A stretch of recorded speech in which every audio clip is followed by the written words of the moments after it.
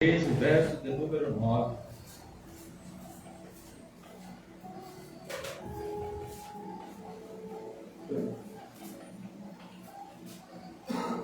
Façamos menção do texto sagrado, Evangelho de Jesus Cristo, segundo escreveu Marcos, capítulo de número 13, verso de número 9.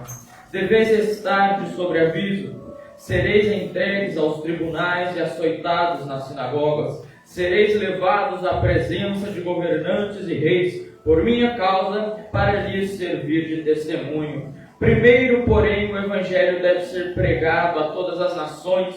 Quando vos conduzirem para vos entregarem, não vos preocupeis com o que haveis de dizer. O que vos for dado naquela hora, isso falai, pois não sois vós que falais, mas o Espírito Santo. Quero enfatizar esse verso de número 11. Quando vos conduzirem para vos entregarem, não vos preocupeis com o que haveis de dizer. O que for dado naquela hora, isso falai, pois não sois vós que falais, mas o Espírito Santo. Não sois vós que falais, mas o Espírito Santo. A igreja pode estar tomando assento em nome de Jesus.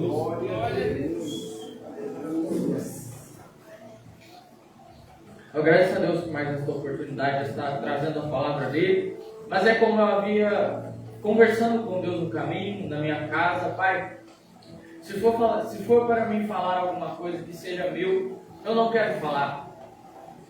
Se for para mim falar alguma coisa que é do meu agrado, eu não quero falar. Eu quero falar aquilo que o Senhor tem para falar. Aquilo que o Senhor usa a minha vida para dizer ao povo, para comunicar ao povo, bem como a mim mesmo. Porque antes de qualquer coisa, a palavra tem que tocar em nós primeiro. E eu acho interessante essa palavra, que antes do capítulo de número 13, o capítulo de número 12, a partir do verso 41, vai dizer que Jesus está no templo vendo aqueles que ofertavam ao gasofilácio, vendo aqueles que depositavam sua oferta. E a Bíblia vai dizer que Jesus está observando os homens, as mulheres que colocavam suas ofertas naquele gasofilácio. E a Bíblia vai dizer que muitos davam do que os sobrava, muitos davam aquilo que lhes sobrava. Mas veio uma mulher viúva pobre. A Bíblia faz questão de dizer que ela é pobre e é viúva. Ou seja, me faz entender que ela não tinha marido por ser viúva e por ser pobre, a sua condição financeira era baixa. Por conta disso, eu imagino o sofrimento daquela mulher. Além de ser pobre, é viúva, porque bem sabemos que o ser humano está fadado à perda, mas não está apto a aceitá-la. Todos nós, por infelicidade da vida, tivemos algum ente querido partir. Vemos algum ente querido partir. Não é nada confortável, não é bom termos um ente querido sair das nossas mãos. Mas nós estamos fadados a isso. E é isso que acontece com essa mulher. Se encontra nesta situação delicada. E eu acho interessante que mesmo essa mulher sendo pobre e viúva, ela faz questão de levar o seu voto, de levar a sua oferta. Mesmo na sua situação, ela faz questão de cumprir com os mandamentos de Deus. E é isso que me chama a atenção, porque quando nós estamos confortáveis é muito fácil, quando está dando tudo certo é muito fácil, mas quando vem a luta, vem a dificuldade, quando vem as tormentas na nossa vida, nós não queremos, nós perguntamos para Deus por que está acontecendo, por que está acontecendo com nós, sendo que nós somos tão fiéis a Ele. E é isso que eu acho interessante na palavra de Deus, é que o cristão ele não cresce na bonança, o cristão ele não produz na facilidade, o cristão ele produz na dificuldade, o cristão ele avança na dificuldade, o cristão ele progride não na vitória, mas ele progride na derrota. Glória a Deus. Eu acho interessante esse aspecto que Jesus nos dá, que Jesus olha para essa mulher e fala aos discípulos: ela ofertou mais do que todos, porque os outros davam do que sobrava, essa mulher deu apenas suas 2 moedas, e é tudo que ela tinha. E saindo desse templo, a Bíblia vai dizer que, a partir do verso 1 do capítulo número 13, a Bíblia vai dizer que os discípulos olham para Jesus e falam: mestre, olha que pedras, olha que edifícios. Em algumas traduções, olha quão grandes são estes edifícios, quão grandes são estes muros e estas paredes. E é interessante que Flávio Joséfo, ele vai falar que as pedras tinham em torno de 18 metros. Tinham em torno de 4 de largura, 18 metros de comprimento e 13 de altura. Realmente eram construções gigantescas. Realmente era de atrair os olhos. Só que Jesus é muito sábio em suas palavras. Jesus é muito sábio em ensinar as pessoas. E é isso que me chama a atenção no caráter de Jesus. Na forma que ele lida com as pessoas. Porque ele não lida com Pedro da mesma maneira que ele lida com Mateus. Ele não lida com Tiago da mesma maneira que ele lida com João. Jesus conhece a perspectiva das pessoas. Jesus conhece o caráter de cada um, a personalidade. E é isso que me chama a atenção. Existe um livro que chama Jesus o Maior Psicólogo. E esse livro, ele traz Jesus de uma forma mais psicóloga. E esse livro me chamou a atenção. Ele diz que Jesus sabia trabalhar à medida que as pessoas o respondessem. Jesus, ele conseguia fazer uma análise da pessoa sem ela mesma perceber. E é isso que eu admiro em Jesus. Jesus vê um vaso quebrado, mas não como as pessoas olham esse vaso quebrado. As pessoas olham com desuso, mas Jesus, ele olha como conserto. É interessante. Glória a Deus. Deus eterno. Jesus, ele olha para uma situação que fugiu das mãos do homem. O homem olha como perdida, mas Jesus olha como uma construção. E é interessante. E agora a Bíblia vai dizer que os discípulos, eles elogiam aquele tempo com Jesus, eles se sentem surpreendidos com aquele tempo. Mas Jesus vai chamar eles de canto. E vai dizer a eles, não ficaram pedra sobre pedra. O que eu aprendo com isso? Primeiro é que Jesus chama eles no particular para dar essa tremenda revelação. Existem coisas que Deus vai falar só para você, mas não é porque você é melhor do que alguém, mas é porque você está apto a ouvir aquilo. É porque você está apto a receber aquela palavra. E nem sempre são palavras de conforto para o nosso ego, como foi com esses discípulos. Jesus disse que não ficarão pedra sobre pedra. Nós já sabemos que isso é uma profecia, bem como para o final dos tempos. Eu acho interessante a maneira de Jesus lidar com as profecias.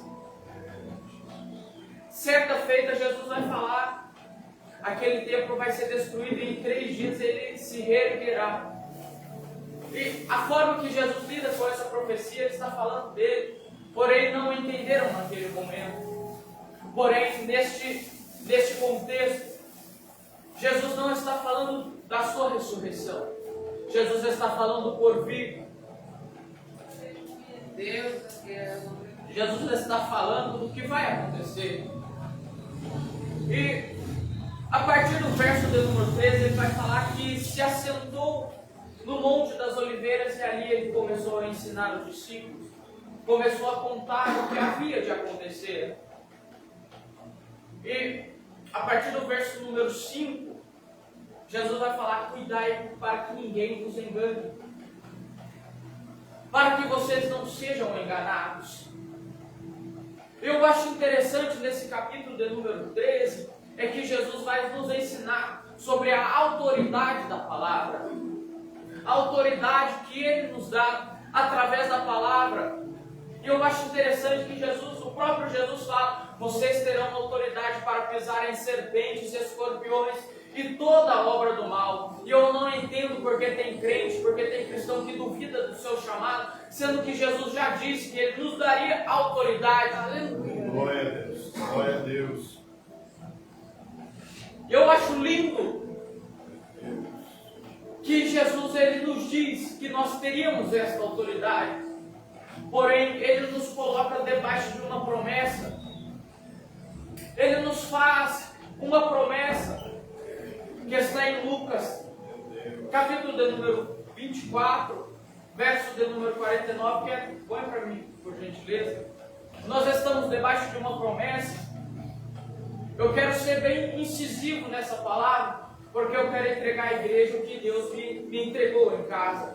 Pode não ser a palavra que você está esperando, mas é a palavra que Deus me orientou a lhe trazer. Lucas, capítulo de número 24, verso 49. Lucas, capítulo de número 24, verso de número 49. Eu quero iniciar dizendo que nós estamos debaixo de uma promessa. E eis que sobre vós envio a promessa de meu Pai. Ficai, porém, na cidade de Jerusalém, até que do alto sejais revestidos de poder. Eu acho interessante que a autoridade nós vamos ganhar somente depois que nós tivermos intimidade com Cristo. É impossível eu ter autoridade sem ter intimidade. Mas por que, cooperador Mateus? Como eu vou falar de uma coisa sendo que eu não a vivo? Como eu vou falar de alguém sendo que eu não tenho proximidade dele? Como eu vou pregar sobre Jesus se eu não converso com ele? Como eu vou falar da palavra para as pessoas sendo que eu não a leio? Como eu ministrarei a palavra às pessoas sendo que eu não a ministro primeiro no meu coração? Porque é muito fácil falar as coisas da boca para fora. O difícil é eu acatar o que eu estou falando mesmo que dou ao ego. Porque a palavra não é nossa. Oh, glória. A palavra não é nossa. A palavra é de Deus. Me prova isso. Provo. João capítulo 1, verso 1. Glória. No princípio era o verbo. O verbo estava com Deus e o verbo era Deus. Varão, agora eu te faço uma pergunta. Verbo é o quê? Verbo é palavra. E a palavra vem de quem? A palavra vem de Deus. Então, se eu não tenho intimidade com Deus, se eu não tenho compromisso com Deus, não tem como eu levar a palavra dele, não tem como eu levar a palavra que é dele, que é por ele, e é ele a própria palavra. Glória a Deus. Isso torna impossível eu ter autoridade sem ter intimidade. Deus amado. E a intimidade que nós temos com Deus, ela é linda. Porém, ela acarreta várias dificuldades e perseguições. Meu Deus. Eu tomo, por exemplo, uma perseguição, que é a perseguição que aconteceu com Estevão. Para você se situar, está em Atos dos Apóstolos, capítulo 7, verso 56. A Bíblia vai dizer que Estevão pregava a palavra, pregava a verdade, falava aquilo que Cristo queria que ele falasse.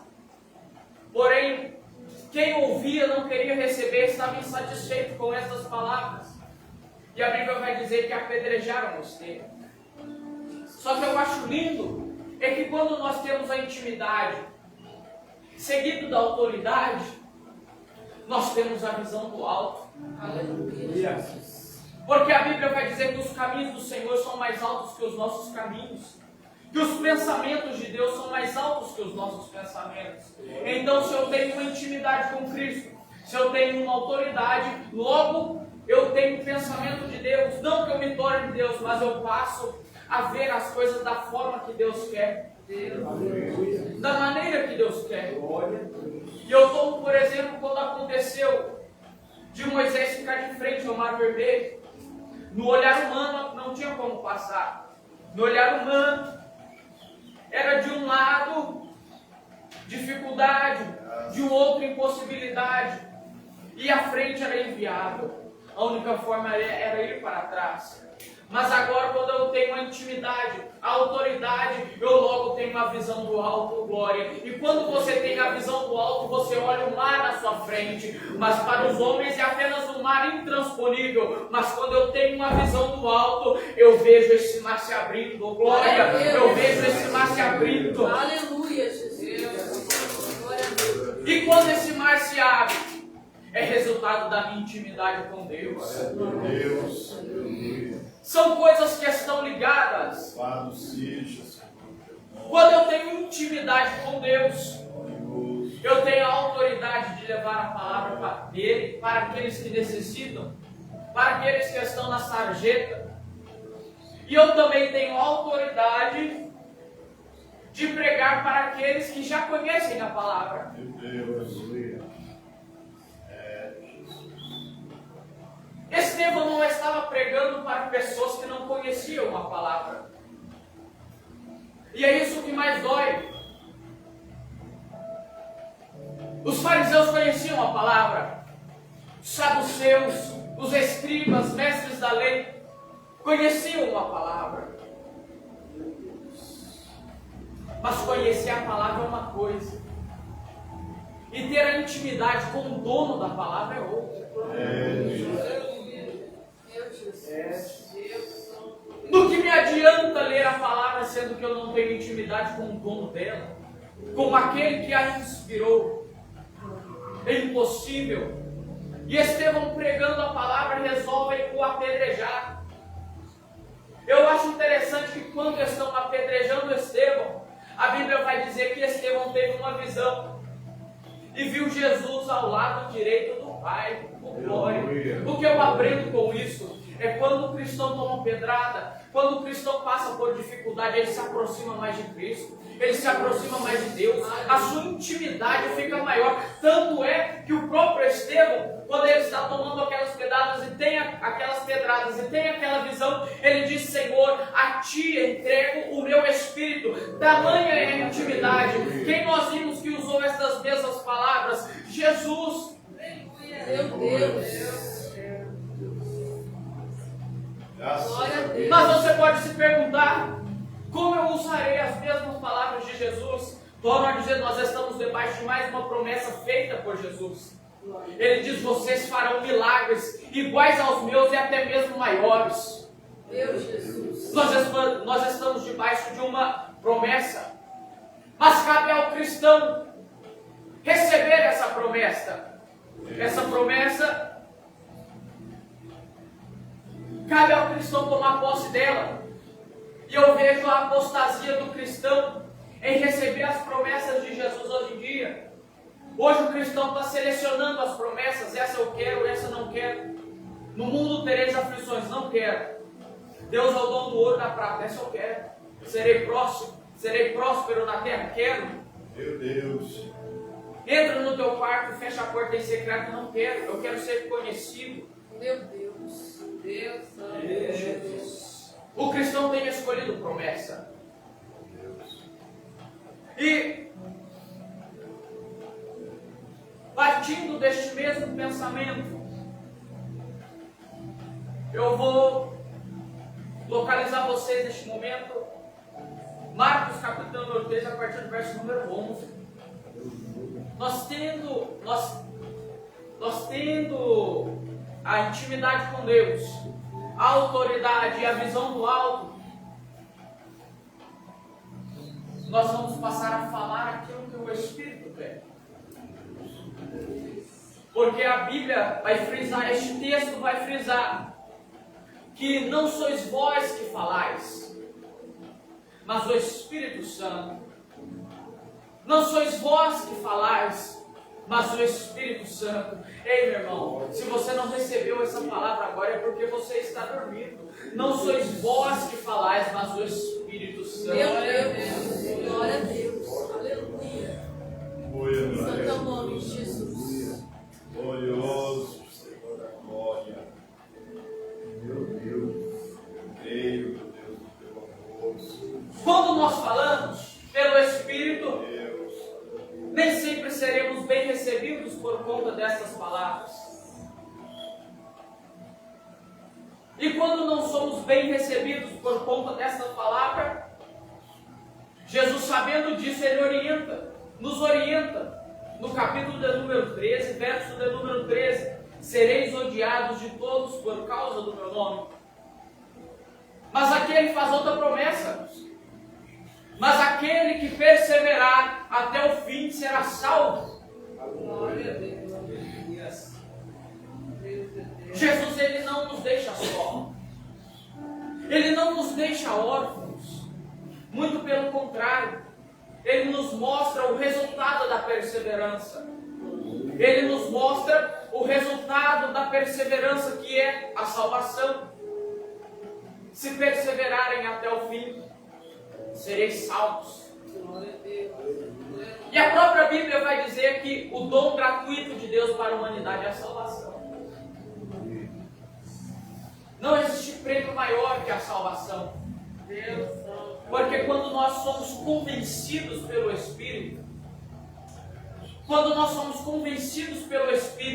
que o nosso tesouro não está aqui, que os nossos bens reais não estão aqui, que o nosso resultado da nossa perseverança não está aqui, nós temos a noção, nós temos a ciência de que o que está aqui na terra é passageiro. Porém, a Bíblia vai dizer: passarão céu e terra, mas as minhas palavras não vão de passar. Meu Deus. Eis aqui mais uma promessa para o povo de Deus. O que Deus prometeu a você se cumprirá. Talvez você tenha ouvido isso a sua vida inteira, mas você não tenha entendido a profundidade disso. Pode passar 50, 60, 70 anos, mas a palavra de Deus há de se cumprir. Aleluia. Louvado seja o Senhor. Deus. Porém, tem uma coisa que impede isso. Deus. Vereador Mateus, você está falando heresia? Não estou. Deus tem um plano para todos. Deus tem um plano para cada pessoa. Mas vai dessa pessoa seguir os mandamentos que Deus tem para ela. Porque como eu vou colher um fruto bom, sendo que eu não estou plantando aquele fruto? Como eu quero coisas boas para a minha vida, sendo que eu não planto coisas boas? Vou ir mais além, como eu quero os meus filhos na igreja, sendo que eu não tenho intimidade com Cristo? Como eu quero a minha família na igreja, sendo que dentro de casa eu desprezo, não leio a palavra, não tenho intimidade com o Senhor? É impossível. Talvez você pode se questionar, eu posso me questionar, por que a minha família, a sua família não serve a Deus? Mas nós temos que pensar por outro lado. Será que eu tenho feito isso? Será que eu tenho cumprido os planos de Deus na minha vida?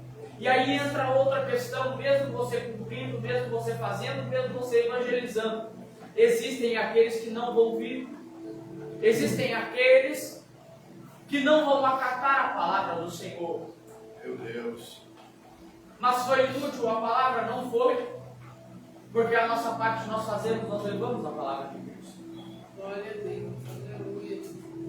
E a Bíblia vai continuar dizendo, esse verso é forte, verso de número 20. Se o Senhor não abreviasse aqueles dias, ninguém se salvaria. Mas por causa dos eleitos que Ele escolheu, abreviou aqueles dias. Quais dias? Meu Deus. Quais circunstâncias? Nós podemos ver esses dias se cumprindo no livro do Apocalipse, ou livro da Revelação. Deus. Para Jesus falar que se Deus não abreviasse esses dias, ninguém seria salvo. Você acha que vai ser pouca coisa esse final dos dias, no final dos tempos?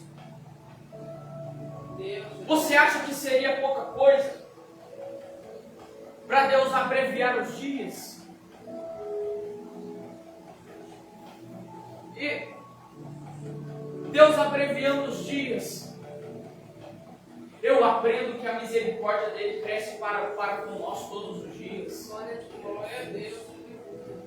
Eu aprendo que a misericórdia de Deus, ela está sobre a nossa vida todos os dias. Porém, muitas são as vezes que nós duvidamos dessas misericórdias.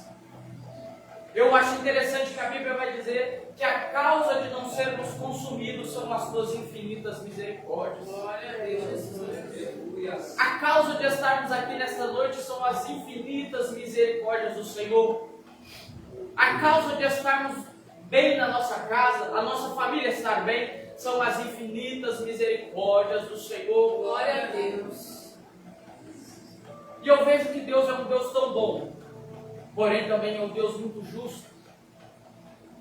Jesus. Ele não vai mudar o resultado das suas escolhas. Deus. Oh, Jesus maravilhoso. Eu tomo, por exemplo, Davi, que era um homem segundo o coração de Deus. cometeu assassinato e adultério. Quando matou o esposo de Batseba e adulterou com ela, gerando assim filho. A Bíblia vai dizer que o Senhor, que a presença de Deus se apartou de Davi naquele momento, naquele instante, naquela situação. Porém, a Bíblia vai dizer que Davi, ele passa a orar ao Senhor, veste trapos, se rende aos pés de Deus, se humilha aos pés do Senhor. Contudo, mesmo Deus o perdoando, a consequência veio. Nós podemos observar que a consequência disso foi filho matando filho, filho abusando de filha. Foi trágica a consequência. Mesmo Deus tendo perdoado Davi. E não é diferente nos nossos dias. Deus pode muito bem nos perdoar, porém a consequência vem. Porém a consequência vem. E esta consequência pode ser boa ou pode ser ruim. Mas Deus é um Deus tão bom que Ele ainda assim nos perdoa. Glória a Deus. Que Ele ainda assim cuida de nós. Que ainda assim Ele nos aceita novamente. E falando em aceitar novamente, eu acho interessante aquela parábola da dracma perdida, que vai dizer que a mulher estava na sua casa e perdeu a dracma em sua casa. Eu trago isso para os nossos dias. Quantas são as pessoas que estão perdidas dentro de casa, que estão perdidas dentro da igreja, falam que Jesus está curando, está salvando, mas elas mesmas não estão curadas, elas mesmas não estão sendo salvas. E eu acho interessante isso, porque o verso de número 14 vai dizer: quando virdes a abominação que causa a assolação, situada no lugar onde não deve estar, então os que estiverem na Judeia fujam para os montes. Meu irmão, você entendeu isso? Vou repetir. Quando virdes a abominação que causa a assolação, situada no lugar onde não deve estar. O que nós temos vivido nos nossos dias hoje? A apostasia cristã no lugar onde não deveria estar. Onde? Nas igrejas. É uma palavra tremenda. A abominação está onde não deveria estar, dentro dos templos, dentro do lugar que foi feito para sarar, para ter a presença de Deus. Tem acontecido heresias, tem sido feitas festas mundanas, tem sido feitos costumes pagãos. Mas Jesus disse que isso iria acontecer e está acontecendo. Mas bem-aventurado é aquele que guarda a palavra do Senhor. Bem-aventurado é aquele que guarda os mandamentos de Deus. Glória a Deus. Não se envergonhe de guardar os mandamentos que Deus tem para nós. Não se envergonhe de guardar os mandamentos que Deus nos ordenou guardarmos.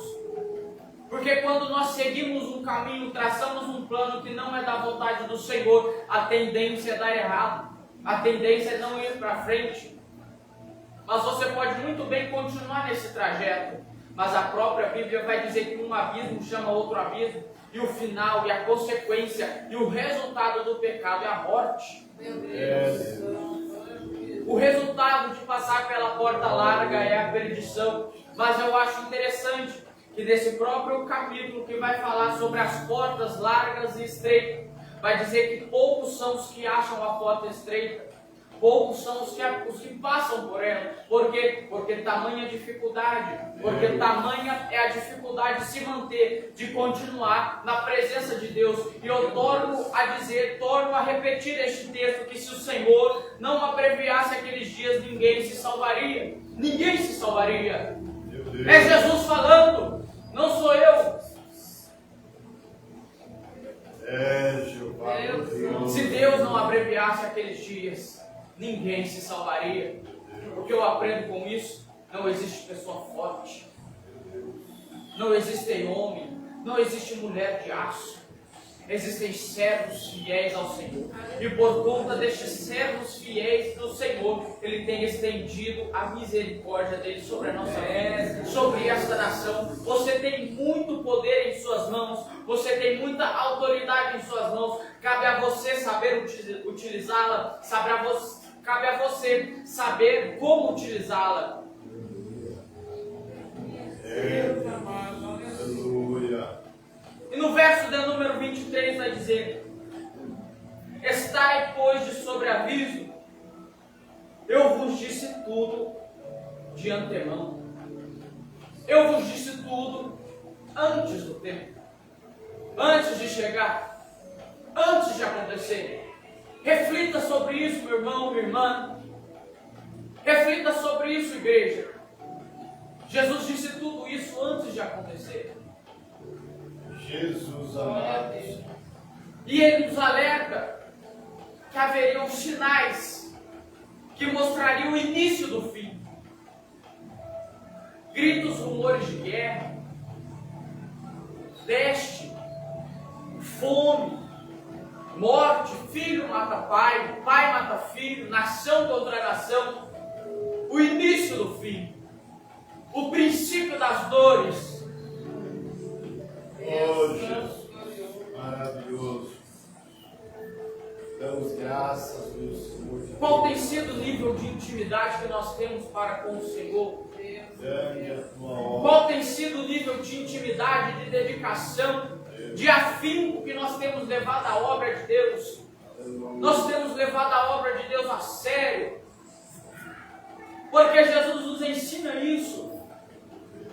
Quando aquele jovem rico chega a Jesus: mestre, que hei de fazer eu para herdar a vida eterna? O que eu tenho que fazer para ter a salvação, mestre?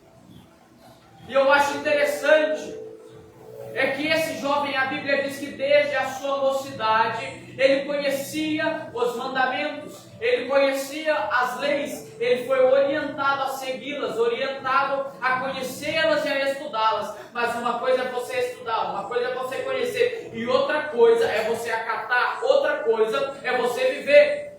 Meu Deus. E a Bíblia vai dizer que Jesus respondeu a esse jovem: pois bem, desde a tua mocidade você tem estudado.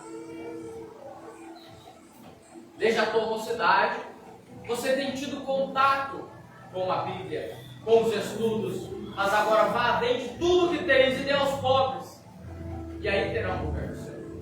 Meu Deus. Maravilhoso. Responde a si mesmo. Aquele jovem seguiu Jesus? Não seguiu.